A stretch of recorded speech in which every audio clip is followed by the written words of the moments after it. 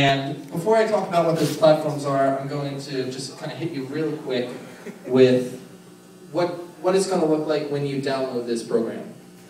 So you go to the website over here, which is delec.com.ar. The reason why it has this strange address is because the guy who programmed it is an Argentinian, so hence the .ar. He's really responsive if you email him with any questions. In slightly broken English, but you'll get the point across. You'll download the program, it'll include the manual, and when you download the program, it'll come in a bundle that looks like this. It'll have a couple different folders. As you see, there's a songs folder, there's a folder for the samples, the manual, and the various instrument caches that you can put in. And right here, this is the actual program right now, deflemask, and it has the sickest intro music.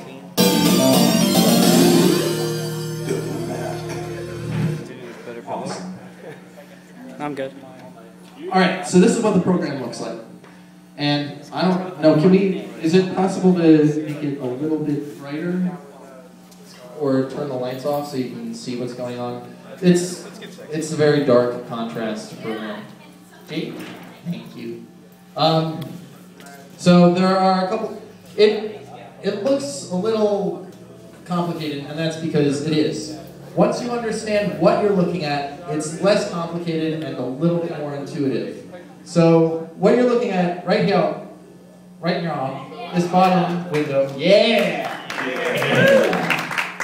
there we go. So this bottom window down here, this is where you're actually going to be putting all of your commands and your notes and your instruments down here.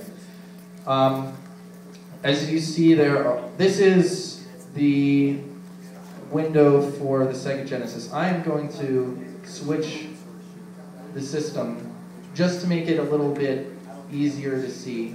Sega Master System. I'll explain how this window up here works in just a little bit. So, Sega Master System has 4 channels, and I'm gonna talk about that. You'll be putting your. All right. Let's move over to the PowerPoint. So what you're looking at with these individual windows is this will tell you what your frame is, and what the frame is basically where in the song your notes are sitting. And for every frame, it has this row, and the row includes the instrument number, the note value, the note volume, the effect command, because you can actually put different effects in. So if I wanted to glide the pitch up, you would place the actual number that corresponds to that command, and then you would put the value for that command. Moving back.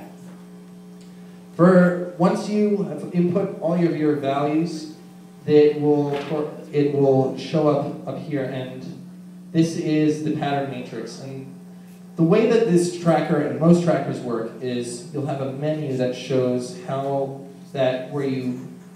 if anybody's familiar with LSDJ, you enter your values and your notes in here, and you'll see this only goes to 30, it says 31, but it's actually 32 frames. And to input more values, you'll add more and more patterns into this matrix. To edit an instrument, you're going to click this button. You'll add an instrument, and you'll edit it in here. But before I go into actually editing the instruments, I'm going to go back a little bit and talk about the various systems that deflemask utilizes. So, as I said, there are five different systems. The first is this chip that many people probably don't even know about. It's called the YMU759, and there are other similar close family members in this sort of chip registry. And where you find a lot of these chips are in a lot of old cell phones. I have a picture of a Siemens cell phone that, yes, I said Siemens, that is actually, it has this chip in it. And this chip has, I think, like 15 different channels, a ton of different channels. And it utilizes really basic FM synthesis. And I'm going to explain what these different methods of synthesis are because it's kind of complicated. So, a lot of old cell phones, the manual shows you what phones have these chips in them. So you can actually probably try to troll through a thrift store and find one of these phones. The next system is the Sega Master System. That uses 4-channel, not pulse wave, square wave. It's 3 channels of square and 1 channel of noise to make music. And although it sounds limiting, I'm going to play you an example that's really far out there. Incredible musicianship. The next is my favorite, the Sega Genesis. It uses what's that?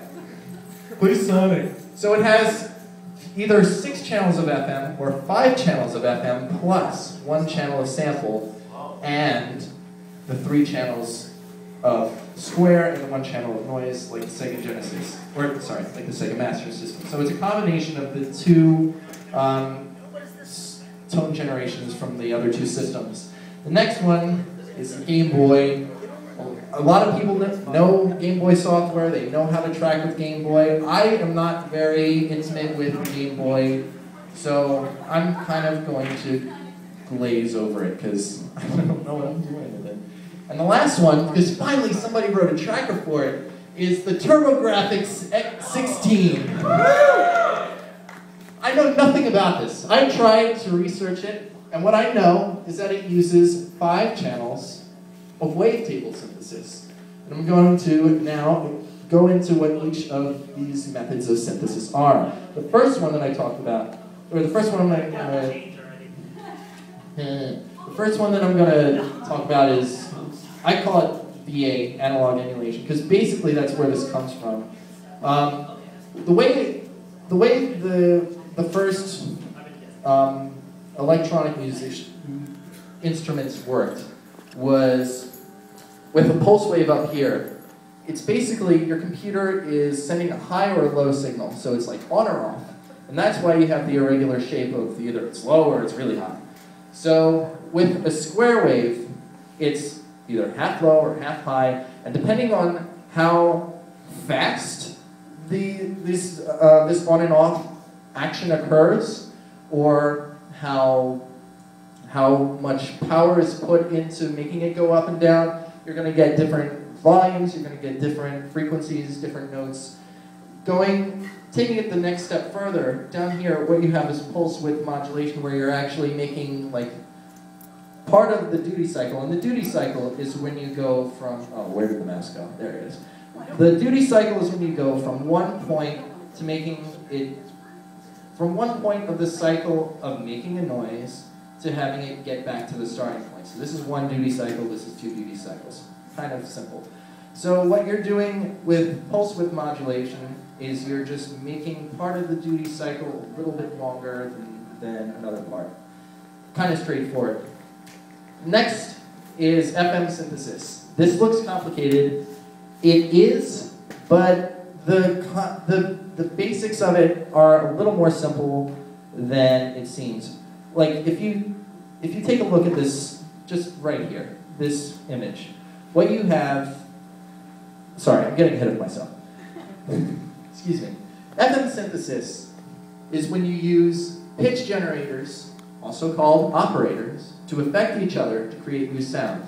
So the example that I'm going to use is the sine wave. The sine wave is the most basic, simple, and the least complex of forms of generating notes, and it's kind of the building block for FM synthesis. And if you want an example of FM synthesis, think like a lot of the songs that the internet finds popular. Take On Me, Never Gonna Give You Up, Erasures, Always. These songs are drenched with FM synthesis. Think bell tones, think really buzzy kind of noises that sound very kind of harsh or distorted. That's FM synthesis. So, going back to this image, you have, pretend that these 2 waves right here are 2 different pitches. This one is a lower frequency because, as you see, it doesn't go through as many duty cycles at a time. And this one behind it goes through a lot of changes. When you make these 2 different tone generators interfere with each other, you get this down here, this waveform. So it's basically, you're just making two waveforms interfere with each other. That's the basics of FM. When it gets more complicated is the way that you arrange them to make them interfere. So I know it's kind of hard because there's 0 on the stage, but if you take a look, this is an example of 4-operator FM, because you have 4 different tone generators, and the way that the tree is arranged, that changes how the operators affect each other. So you're making 4 affect itself, which is feeding back. 4 is affecting 2, 3 is affecting 2, and 2 in turn is affecting 1. I'm going to play some examples of this later. It's kind of hard to wrap your head around, but once I start playing some things, you'll kind of understand how things work a little better. The third method is wavetable. Now, wavetable is kind of, it's just basically you have a grid. Your X correlates to the time of your waveform, and the Y correlates to the volume of, I guess it's the pulse of that waveform at that time. So you can draw in your patch and make new instruments that way rather than using what's basically mathematical computations for it, like you have with FM or with analog synthesis. So, taking that back, I'm going to start with going from simple to more complex. And I think the simplest system is the Sega Master System. And I'm going to play an example. As I said, this is 1, 2, 3 channels of not pulse, but square wave, and 1 channel of noise. But this one guy, he's done some incredible stuff with these capabilities.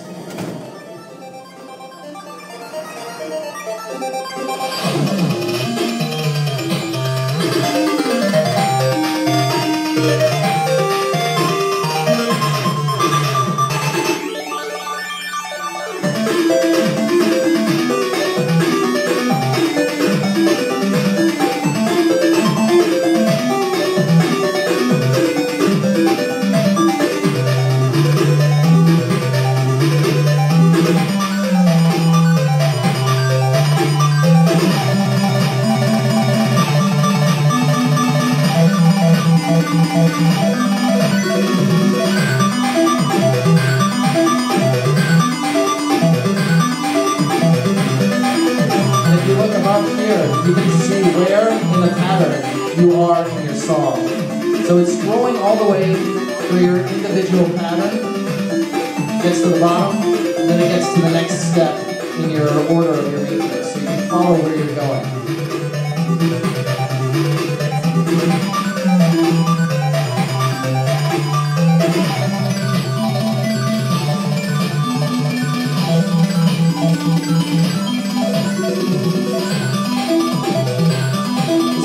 Doing a lot of stuff with the commands. He's doing a lot of stuff with voluming, and is doing some complex stuff with echo.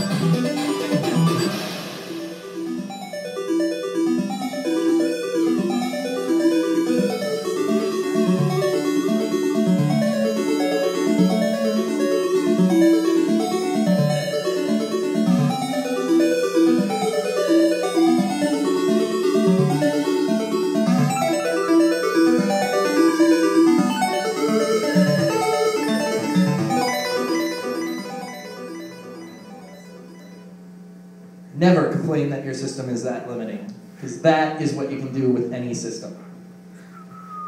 So I'm going to just kind of go back and try to dissect a little bit what's going on. As you see, he's doing a lot of stuff where he's changing the volume, and what it looks like is that he's using letters to change his volume, and that's because it is. He's writing.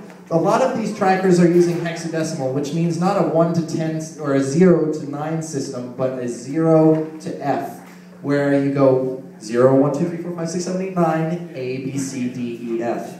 So he's using kind of a louder end of the volume spectrum.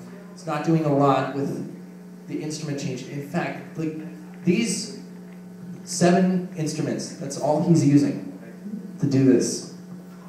Now, let's take a look at one of these instruments. This says STD, that means standard. As you go into some other systems, that will change. I will go into it. So this is the way that an instrument is written. You have two different, these are actually kind of wavetables. This first one affects the volume, and you can literally just kind of draw in your volume. And actually, what I'm going to do is start a new track and start a new instrument. All right, so the way this works is you have 0 through 16 as your potential volume. And if you start drawing, it looks, excuse me, it looks like you have to actually pick how many different steps on your X you have to change your volume envelope. As you see, this is one. This is making just one. It's a very simple lead. What you do is you change, you can add in your different steps and draw in a more complex wave. And it even shows you graphically how your wave is progressing as you go. And as you see, there is like a single plus, and a single minus, and then a double plus and double minus, and that'll change it by a factor of 10. So you can make really kind of complex shapes. And if you want to loop something, what you can actually do is down this bottom bar, you see how you have a double arrow? You can drag that back. And that will tell it to play the entire envelope, and then where this arrow is, repeat it there. So that's your volume. It's kind of your ADSR. So down here, this is if you want to add in our arpeggio. And for whatever reason, it doesn't increase or decrease by a factor of semitones. It's by whole tones. So you can't do thirds or fifths. It's kind of strange. And again, same basic thing. Change by, all right, why are you not changing? I think I'm having trouble getting it to change. I don't know why. I'll come back to this on a different, maybe, sorry? I don't think we're stuck on the first window. I'll try it on, there we go, all right. Bugs. All right, and it's the same deal. You wanted to change, I'm just gonna draw in just some random pattern, and you'll hear how it, so even though you can't really change the oscillator so much, you can do sonic stuff with it by sort of affecting the pitch and the volume envelope very rapidly. So that, in a nutshell, is how the Sega Master System works for this tracker. Now I'm going to go over to this window. The way this window works, and there is a lot of stuff. This first window, this will change your system. I'm going to switch it over to the phone chip. This clearly plays your song. That will just play. If you just wanted to play one pattern, here I'm going to load. If I just wanted to play this one bar, this one pattern up here, you would hit play pattern. And that'll loop. And if you're trying to work on ideas, that's how you can just kind of play that over, think in your head how you want to order those. Now, if you want to add in new notes, you have to hit record or the space bar, as you see that kind of toggling that in and out. Your keyboard.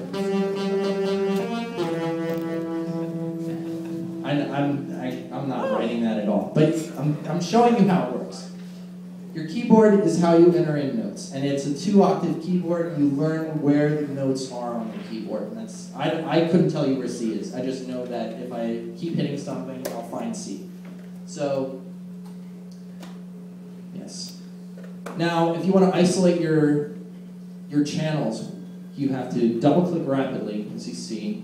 It takes a little finessing. That'll shut all of them off, and then you just click 1 if you want to hear.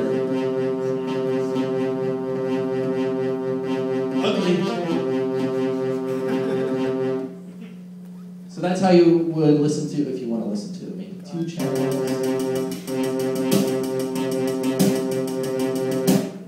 Again, it doesn't really matter. I'm just gonna reload that song. This is the FM chip for the phones. As you see, it's got way more channels.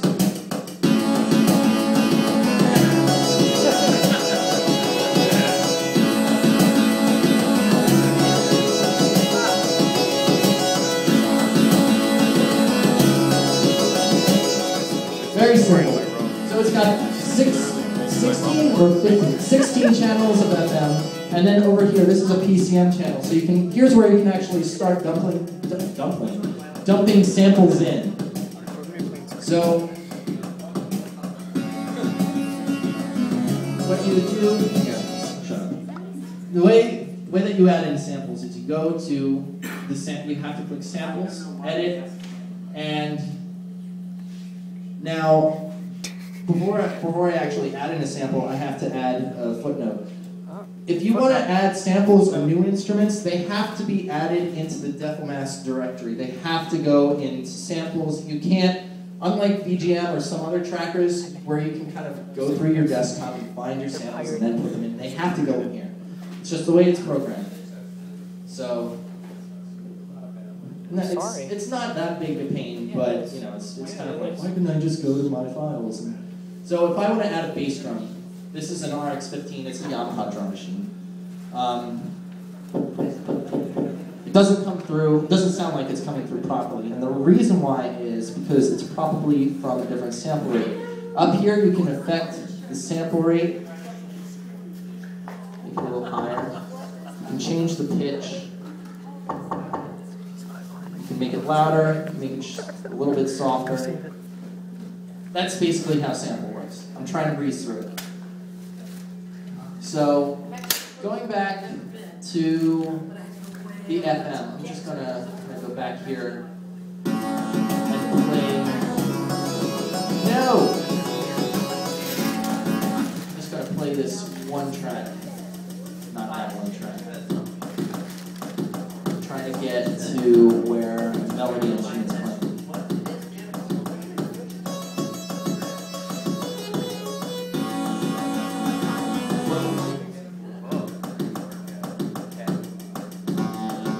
All right. So, I believe this. Can't find what the instrument is. Here. Try instrument 7. So as you go here, all right, this is the instrument editor for the phone. As you see, it's just 2 operators, so you have 2 tone generators. And here you can actually change the sine wave from just being a sine wave to maybe being like a shorter sine wave or like a square. So that will change the sonic quality. I'm not sure if this is the right one.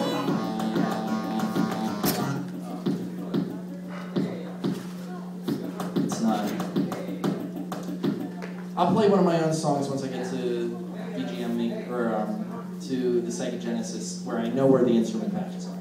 And here's how you go and change your system. You go to Options, System, Sega Genesis, and I'm going to go and open and load one of my songs. If you'll notice, I have copies of everything. So here you see XP2, XPN2. It's ASFUN3. Thank you. You can probably be it. Yes, it did. All right. The reason why I have backups is because, yes, you can control Z stuff, but if you make a whole ton of changes and you want to compare it to the way something sounded maybe an hour or 2 ago, it's too late. You can't go back all that way. I highly encourage everybody, when you're writing songs and you have the memory capabilities on your computer, make 2 copies. I have one song that I've been referencing from like a month ago, and it's helping me make progress now. So I am going to load this one. Now, when you load a song, for some reason, the samples don't come through the way that you might have programmed them. If you hear that snare drum, it's kind of off, just change any patch. You hear how already the snare drum is kind of the way I wanted it? Now, I'm gonna go and just show you I'm just gonna play with the bass operator. So as you see, here's the chain. One operator is going right into another. When you add the feedback, it makes things fuzzier. As you boost the volume through the different operators, it distorts things. Dropping them down will usually increase the bass at the expense of maybe losing some of the quality, the sonic nuances. So it's not like you have filters. Each operator has its own ADSR, and in addition, you can change the frequency of the operators.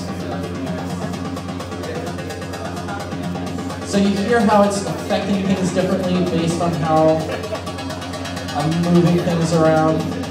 There's a lot more to keep track of, and based on, here I'm just going to move up, based on the patch algorithm, it makes a whole, it totally changes the way things affect each other based on how things are arranged. Now I don't even have a bass patch anymore. It's more like a guitar.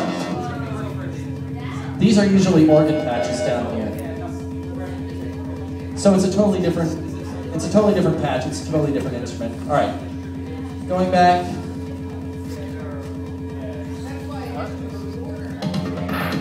I have to go back to instruments, change my sample for whatever reason.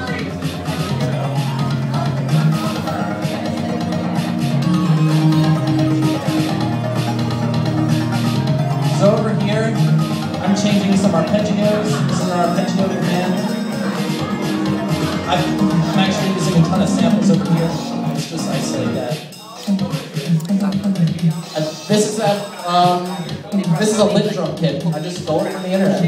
You have to use 16-bit waveforms in order to drop in samples from here, but I think they sound good.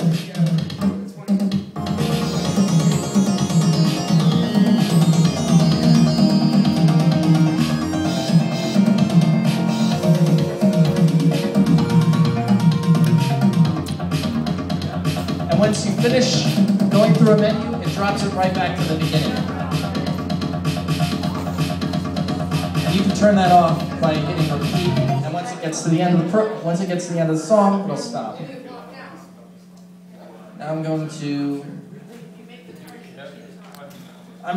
skip over Game Boy. Everybody knows how. Most of the people here are familiar with Game Boy stuff, so I'm just going to go right to, because we're short on time, I'm going to go to the PCM, or the TurboGrafx 16. There aren't a lot of songs for this system, unfortunately, so there aren't a lot of good examples, but this one, I think this is a good example of using wavetables. And he's only using like 2 wavetables. Here's what they look like.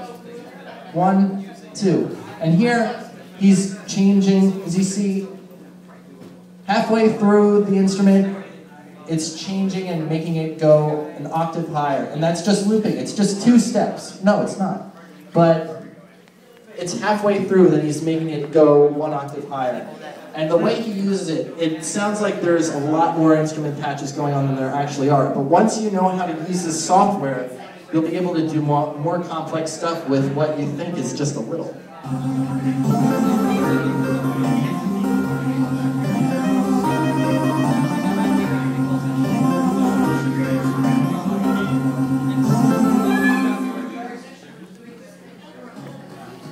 Yeah, like I said, there just aren't a lot of really good.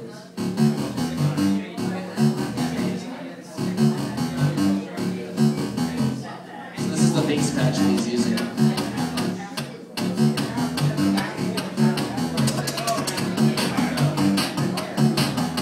And he's drawing in all of these percussion instruments. These aren't samplers, this is all wavetable stuff.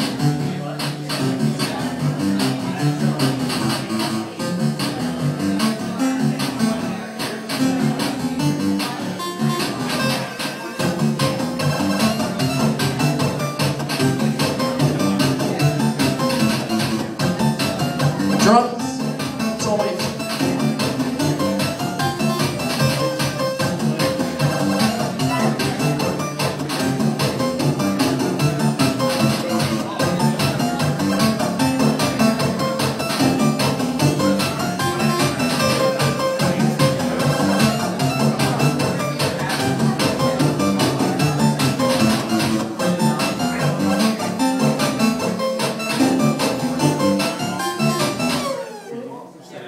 going to stop it there. So the last few commands that I'm going to run through are these down here. You can change the rate of your arpeggio by scrolling through here. You can affect how long your actual pattern is by changing how many rows there are.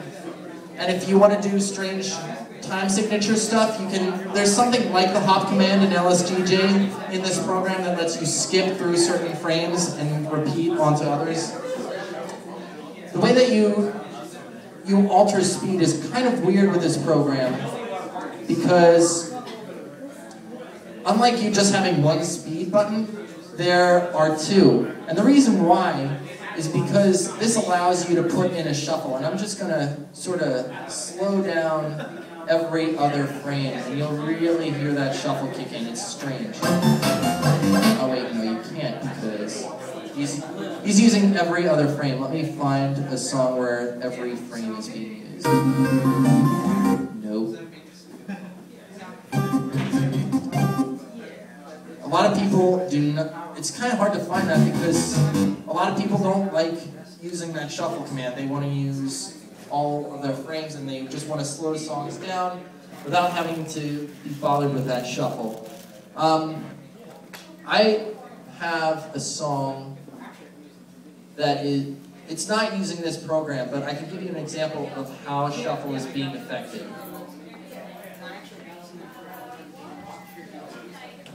So,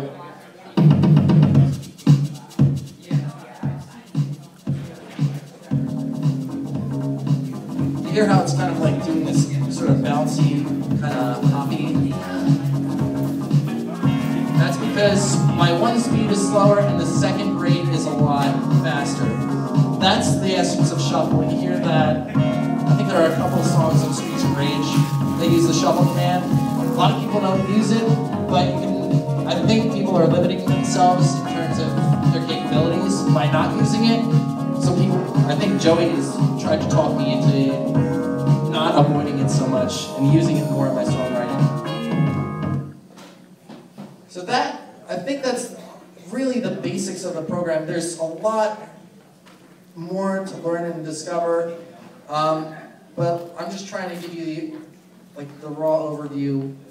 And if you want to learn more, the best thing you can do is ask questions and read the fucking manual. Read the fucking manual. It's all there. Here, I'll show you exactly where it is.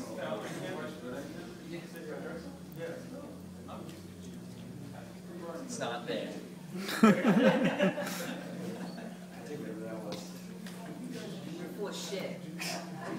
Go to deflemask, you have your manual, and it's all here. And it is organized, it's broken down by, first, the basics of the commands. Here's like the screen structure. Here's a whole list of the commands from arpeggiator to portamento to tremolo, panning, the hop commands in there. And then it gives you the individual commands for the systems. So there are commands in here that will only be on the master system, that won't be for the other systems because one uses FM and one uses waveforms, blah, blah, blah. But that, I think that basically covers most of what you need to start using this program. And I encourage people to start using it because Delic, the guy who programmed it, has made it compatible with systems. You can actually take a song that you wrote for the Sega Genesis, dump it onto a ROM, dump the ROM onto a cartridge, and play your song through the cartridge onto the Sega Genesis. So check it out. There's a lot to learn through here. Are there any questions? Nope. Questions? The sample conversion rate, when you import the samples, does that change the length when you do that if it's a CD quality sample? It can change it a little bit. It doesn't, I don't think it makes too much of a difference. Most of the samples are really short. They're only like a second or two long. I don't know if I'd use something that's like a speech or like a whole speech by Captain Picard. I don't know if I would do that. But, I mean, yeah, it will affect the pitch. You can't affect the pitch in increments of notes and semitones, but you can affect it widely based on, you can Even if you bring it in on one sample rate, you don't have, like if you brought something in on 8,000 kilohertz, you don't have to use 8,000 kHz. You can step it down or bring it up. And even once you, like, here, let me go back to the program for a moment. Switch the system, Genesis, samples. I'll just pick something. If you bring it in at one sample rate, first of all, you can affect the sample rate. And then, in addition to affecting the sample rate, you can change the pitch. And most of these controls are really coarse, so you can't really dial it in. But if you spend some time with it, you can kind of get it close to what you're looking for. Other questions, please? Questions?